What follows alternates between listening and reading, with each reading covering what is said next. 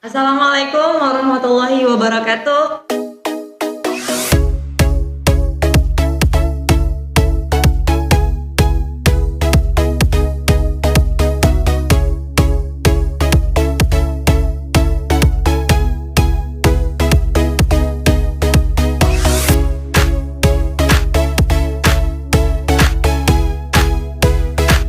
Welcome back to Keputrian SMP IT Jabal Nur bersama saya Umi Afifah dan Umi Citra Putri Adistin.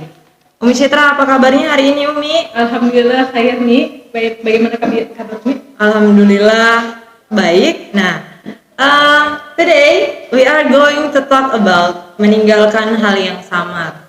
Ya kan ini Kadang hal yang sama. hal yang sama. Nah, saya mau tanya Mi, hari ini kita bahas tentang meninggalkan hal yang samar dalam bentuk ibadah, dalam bentuk muamalah, dalam bentuk pernikahan, atau dalam bentuk hal-hal yang was-was Mi.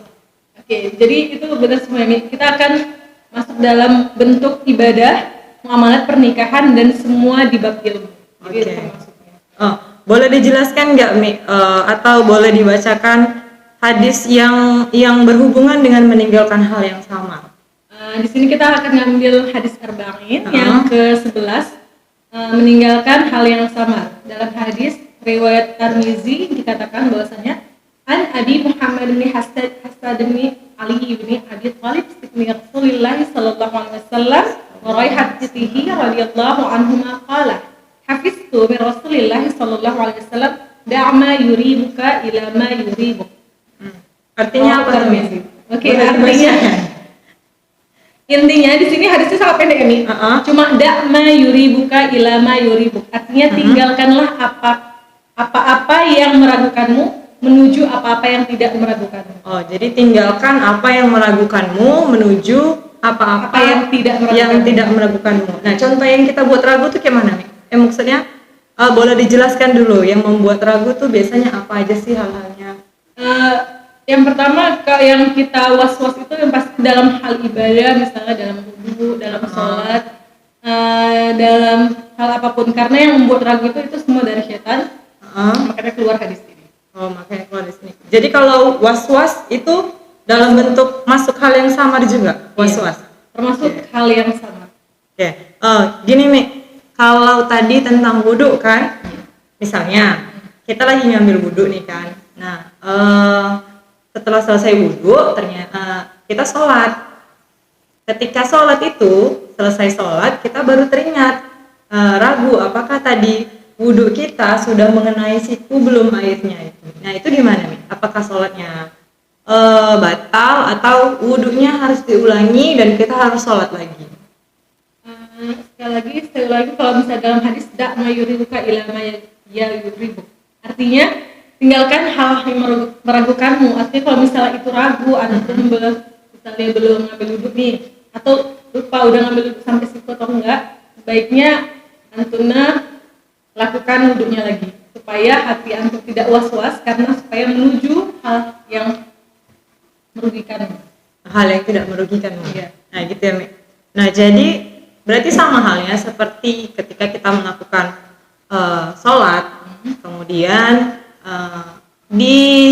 kita melakukan sholat zuhur nih, kemudian kita ragu gitu kan, di rakaat ketiga ini sudah rakaat keempat atau masih rakaat ketiga gitu. Nah itu gimana nih?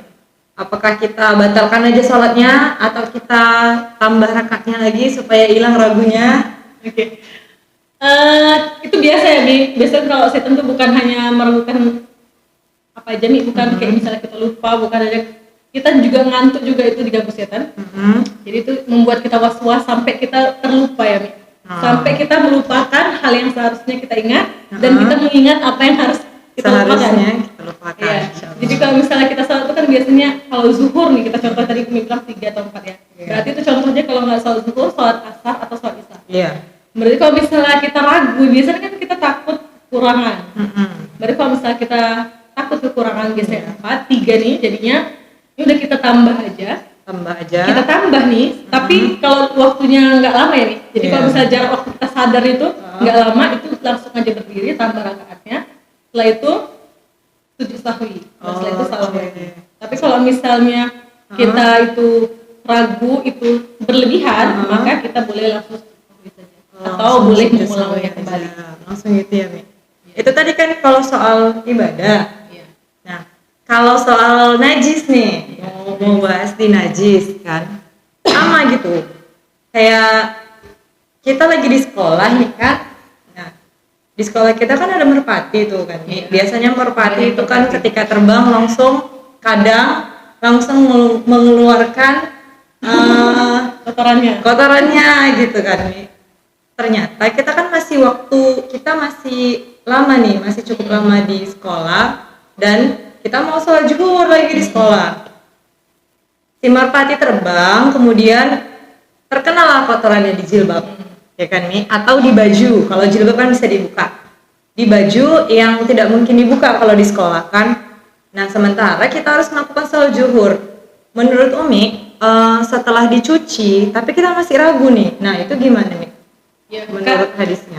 Kalau menurut hadisnya itu kan najis itu kan kotor, berarti kita nggak bisa sholat juga kan karena masih najis. Jadi sebaiknya itu kita bersihkan dulu. Jadi kalau misalnya kita masih ragu, bersihkan sampai hati kita itu tenang, tidak ada was-was lagi di hati, sampai bersih. Jadi kalau misalnya masih kotor juga kita bersihkan lagi sampai walaupun kelihatannya udah bersih, tapi kita merasa belum bersih, jadi dicuci lagi ya sampai benar-benar bersih. Oke. Dah? Ada lagi nggak Mi yang mau disampaikan maksudnya hal-hal lain yang berkenaan dengan meninggalkan hal yang samar itu? Ada lagi? Oke, di sini ada pengertiannya sedikit tambahannya.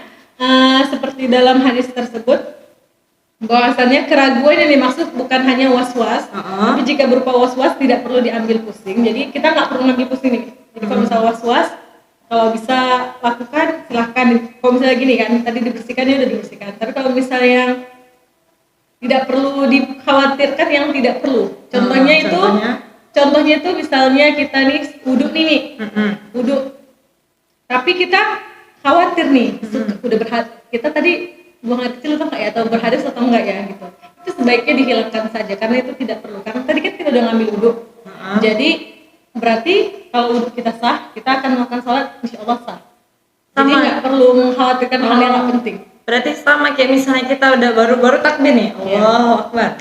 Ternyata kita ragu gitu kan, tadi aku sebelum ini buang angin nggak ya? Buang angin nggak ya? Gitu ya nih. Iya. Tinggalkan aja keraguannya itu. Jadi dan bahwasannya karena itu ulama menyatakan ketika keraguan kita menumpuk tidak perlu diperhatikan. Jadi karena saat itu sudah menjadi was-was. Jadi karena itu kan setan bukan hanya meragukan kita di hal ibadah aja nih. Jadi pernikahan, ibadah yang tentang ilmu juga mereka meninggalkan keraguan agar kita tidak kebingungan gitu. Agar kita kebingungan. Gitu. Jadi kalau misalnya itu ragu, hal yang sudah kita pasti tahu sebaiknya tinggalkan. Tapi kalau misalnya perlu diganti silahkan diganti. Jadi gitu nih. Jadi intinya Islam itu nggak mempersulit, nggak ingin pemeluknya berada dalam keraguan dan keresahannya kan Mi. Terus jika ingin tenang dan lega berarti tinggalkan atau buang hal-hal yang meragukan atau yang membuat kita ragu ya Mi ya. Terlebih selesai melakukan ibadah. Seperti itu Mi. Oke, sekian materi yang udah disampaikan ya Mi. Ada lagi nggak Mi yang mau disampaikan untuk anak-anak? Mungkin titip salam, titip kesan-pesan? Tidak ada. Tidak ada.